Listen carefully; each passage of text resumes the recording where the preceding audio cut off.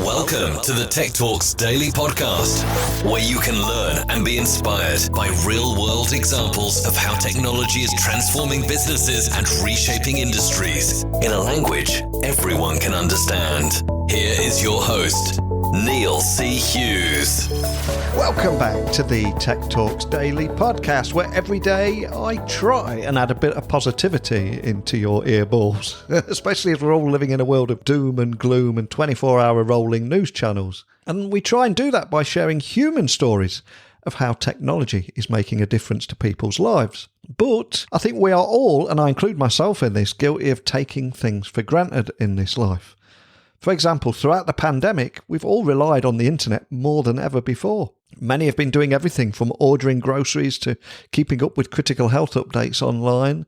However, for millions of people with disabilities, only 2% of all websites on the internet are accessible to them, which makes navigating the internet nearly impossible. But it doesn't have to be that way. And with the scene set, I'm going to ask you to buckle up and hold on tight, because I'm going to beam your ears all the way to Israel, where Raphael Glantz is waiting to speak with us and tell us all about Accessiby and how they're making a difference. So a massive warm welcome to the show. Can you tell the listeners a little about who you are and what you do? Thanks so much, Neil. Yeah, I'm Rafi Glantz. I do partnerships management at Accessiby. More or less, that means that I help partners who are usually agencies, web agencies, website builders, that kind of thing, understand more about web accessibility and understand how to communicate that to their clients, who are usually business owners, so that at the end of the day, businesses can make their websites accessible to people with disabilities. Love that. But a question I've got to ask is, where did it all begin? I mean, can you share your origin story, where your passion for tech came from, and what was it that put you on this path you find yourself on today? Absolutely. I mean, I think there's two different stories to tell, right? There's the very brief and not so interesting one about me, and then there's the company story and how that happened. So for me, I graduated high school more or less by the skin of my teeth, and went to the military in Israel. And immediately after that, I discovered that, you can work in high tech if you speak good English and you have a strong work ethic. And I found that I learn a lot better in a work environment where I'm getting paid to learn, but also where it's a lot more applicable to real life and feels a lot more real rather than just sitting in a classroom. And so I found myself learning more and more about tech and sort of expanding my own horizons. And just like everything else good, I got rejected from another place, came to an interview with Accessiby, not pessimistic, but not the most optimistic in the world. And here I am a little over 2 years later, very, very, very happy. And as far as Accessiby goes, well, our founders, we have 3 founders. And before they started Accessiby, they had a digital agency in Israel and some other businesses. And right around 2015, I believe it was, Israel actually passed a law for web accessibility, requiring web accessibility, the IS 57f62fa582e548. And some of their web development clients came back to them and said, hey, why isn't my website accessible? You should have built it accessible. And they came back and they said, well, look, you paid us $2,000 for that website. If we built it accessible, it was going to be 12. Do you have another 10 grand? And then they would just be quiet and walk away. So they realized that there is this demand and there is this need, both on the side of people with disabilities who absolutely need and deserve access to the internet, and on the side of business owners who can't afford legal liability, but also can't afford the tens of thousands of dollars that manual remediation will cost on an ongoing basis. So you're sort of stuck between the rock and the hard place, and they realized that AI could potentially be a solution. The Shir Eckerling, who's our CEO, actually built this whole system pretty much all on his own. And it's been working very, very well for the last few years. And as you said, Accessiby is a leader in web accessibility for people with disabilities. But just to try and bring that to life, can you tell me a little bit more about the kind of problems that you're solving with your tech here? Absolutely. So I'll give you 2 examples that I think are pretty common, and more or less everybody has met somebody or worked with somebody or knows somebody in their family, by the way, who has a disability. So if you imagine somebody who's blind, so of course they can't use a computer like you or I, because when you use a computer, you're using a mouse, you're using the keyboard, you're looking at things and you're making decisions based on that. Somebody who's blind needs to have all of that information read out to them. And one of the problems with that is that most websites don't have all the information there in a way that assistive technology like a screen reader, which is basically just a device that reads out the material on a website or on a computer for somebody who can't see it. Websites aren't built to work with those usually. So for instance, if you have a bunch of images on your website, Neil or I will be able to see them, but somebody who's blind will just hear in their screen reader image, and then it will go on to the next thing.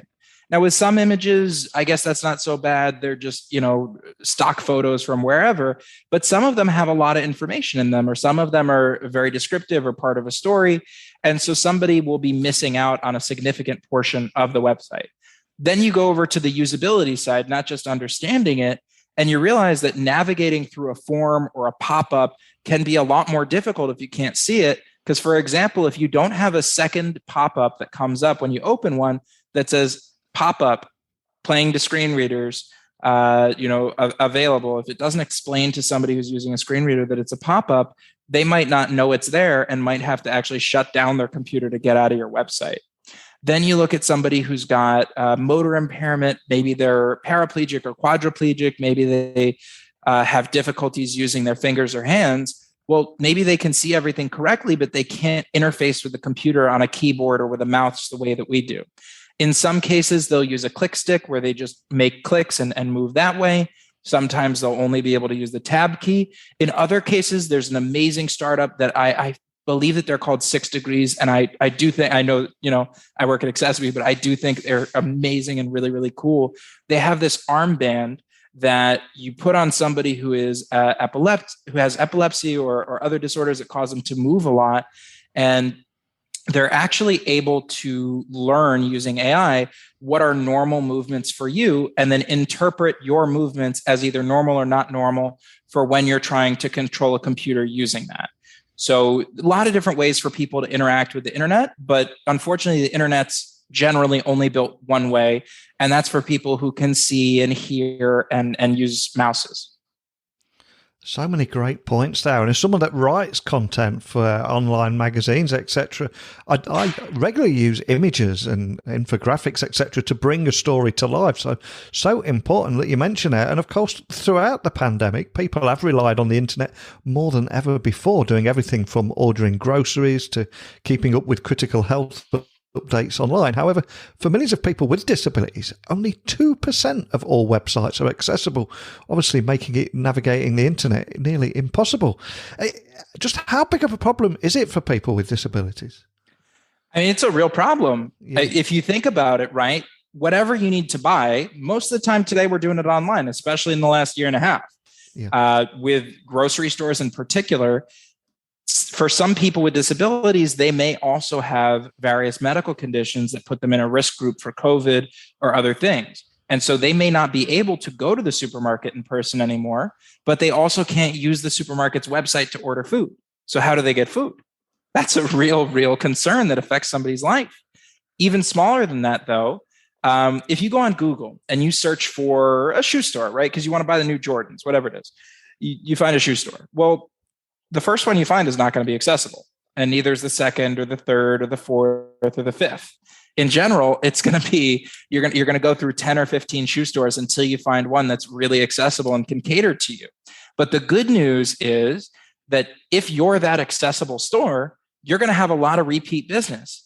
Because if you put yourself in the shoes of that person who has a disability and is searching over and over again for, oh God, how can I buy these shoes? Well, once you found that store, you're not going to go back on Google next time and try this whole process again. You should go back to the store that you know, right?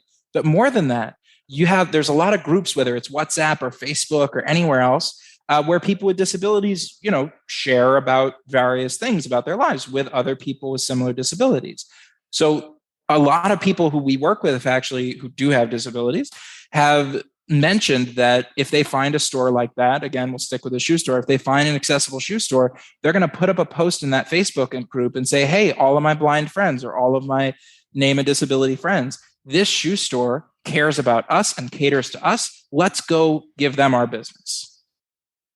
Love that. And I suppose that's exactly where Accessibility comes in. So for people listening, especially business leaders and decision makers who we've just set off a huge light bulb moment in their head, can you tell me a little bit more about the technology that you're using to make websites usable for people in the disability community?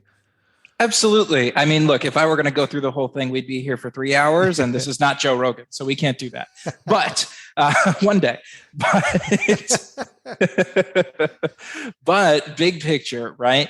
Making a website accessible has so many different parts to it because every website is different and every website has a lot of different moving parts. So rather than you having to hire a developer and then pay them for however many hours, and then every time you update your website, you have to call that developer again and then pay them however many hours to fix what you just did with your new images, we basically taught a robot to do it. I can wax eloquent for an hour about how our different AIs work and all of that.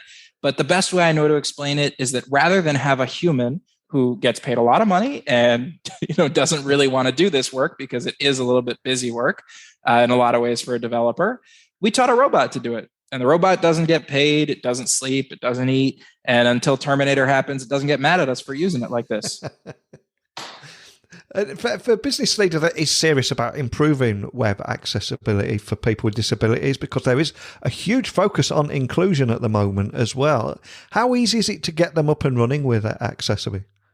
Super, super easy. It's one line of JavaScript code that gets installed into your website. And actually, we work with pretty much every major CMS. So we have plugins. So if you go on WordPress, Shopify, any of those, it's like 3 or 4 clicks and you are ready to go. It's, I think, $50 a month for their basic plan.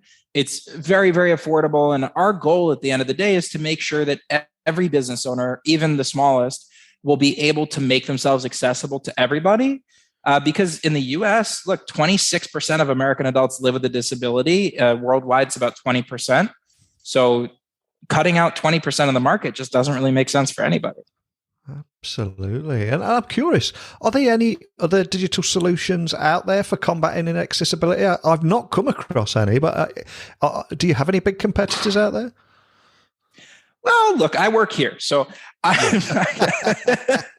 here's what I'll tell you. There's a lot of other people out there who do accessibility in a bunch of different ways. Yeah. Right now, because of a lot of steps that we've taken to not only differentiate ourselves, but offer more than just the basic, here's your, accessibility.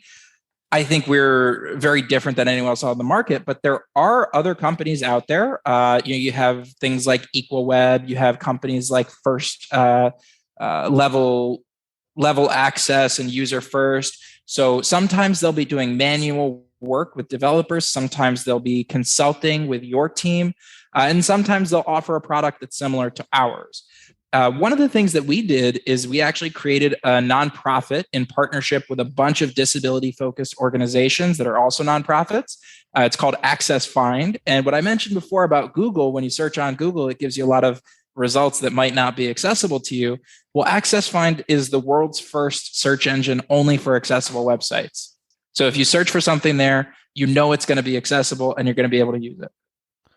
Wow, that's incredibly cool. And if we do have a business leader listening, like I said, we've set off that light bulb in their head. They've realised they're missing out of 20% of their market. If you had one takeaway for that decision maker in any large organisation, what would you want them to walk away with? I would say that the way that you look at accessibility shouldn't just be as a liability. Because it's not just a liability. It's a massive, massive opportunity, both for positive PR to get the word out internally and externally in your company, tell people, hey, we are accessible. We care about making sure that everybody's going to be able to buy our products or get our information. And it's, at the end of the day, a real big business improvement for you. There's no reason to keep people out. Like the example that I always use on calls is, if you had a jewelry store with a strong security door and it was a little narrow and there was somebody outside who was looking in the window but couldn't get inside because of their, let's say, wheelchair, you don't lock the door. You run outside and try to sell this guy a diamond, right? Yeah. So it's the same principle online. You do whatever you can to capture that business. And looking towards the future, is there anything that makes you hopeful, maybe even excited about the role that technology is going to continue to play in improving web accessibility for people with disabilities? Oh, a bunch of things. So we are doing a few really interesting things. One is Access Flow, and others Access Campus. Access Flow is basically a tool for developers to work with our automated tool and improve their accessibility both on the source code and on the session.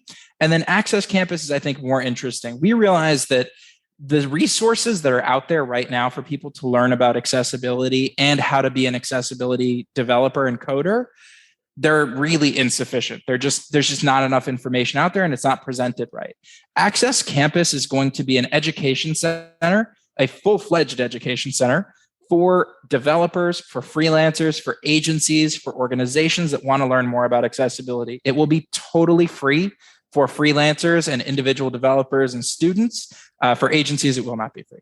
Fantastic. And we started today's podcast talking about your origin story, but now I'm going to try and have a bit of fun with you now and find out, what was the soundtrack to your origin story? Is there a song or piece of music that inspires you or just accompanied you on your career in tech? Is there a song and a story you can share with us? And we'll add that song to the Spotify playlist.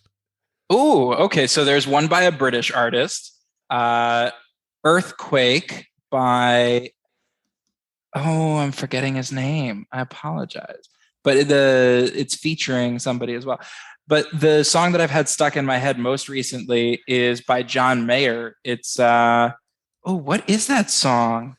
It's called Last Train Home. He put out this new album, and it's got this very 80s vibe. It's very fun. For a second, I thought I was listening to Africa by Toto, but it wasn't that. It was different. Yeah, I've heard that album. It's great. It's a combination of, like you said, Toto and a bit of Dire Straits thrown in there as well. A little bit of Creedence as well. It's a really interesting album. Oh, man, the dude abides. You can't beat a bit of great Creedence. So I'll add that to the playlist. But for anyone listening that wants to find out more information about Accessibility and the great work that you're doing there, what's the best way of finding you online and contacting your team? I think the best thing to do is go to accessibility.com. It's just the word access and then IBE.com. We have a fantastic online support chat. They are always real people, and they are very intelligent and happy to help. And on top of that, if you want to contact hello@accessibility.com, they'll always be happy to answer any questions that you have. Well, the theme on this podcast is always that technology works best when it brings people together. And I also, every day, try and get people thinking about areas they don't associate with technology and the impact that it's having. And the fact that for millions of people out there with disabilities, only 2% of websites are accessible is shocking. It really is. And I must admit, I was fairly unaware of it until today. And that's why I get up and record this podcast every day. And so thank you so much for taking the time to come on and share your story and the great work that you're doing at Accessibility. Thank you. This was really, really nice. After learning today that only 2% of all websites are accessible to people with disabilities, and yet there is a solution that will change all that for $50 a month, the message to big businesses was loud and clear to me. And people with disabilities should not have to wait any longer for web accessibility. And I cannot thank Raphael enough for showing how technological solutions leave no room for websites to remain inaccessible. And like I said, I don't want to be preaching here, because before today's interview, I was completely unaware of this. But that is one of the reasons that I record this podcast, to try and learn something every day from every person I talk with. And if you're affected by anything we've talked about today, or you've got a story that you would like to share, there's also a seat for you on this podcast. So please email me, techblogwriter@outlook.com, Twitter, Instagram, LinkedIn at Neil C. Hughes, and my website is techblogwriter.co.uk. So I generally mean it when I say this. I would love to hear from you all, so keep those messages coming in. You are all the heart and soul of this podcast. I'm just a facilitator. So a big thank you for listening, and until next time, don't be a stranger. Thank you for listening to the Tech Talks Daily Podcast with Neil C. Hughes. Remember, technology works best when it brings people together.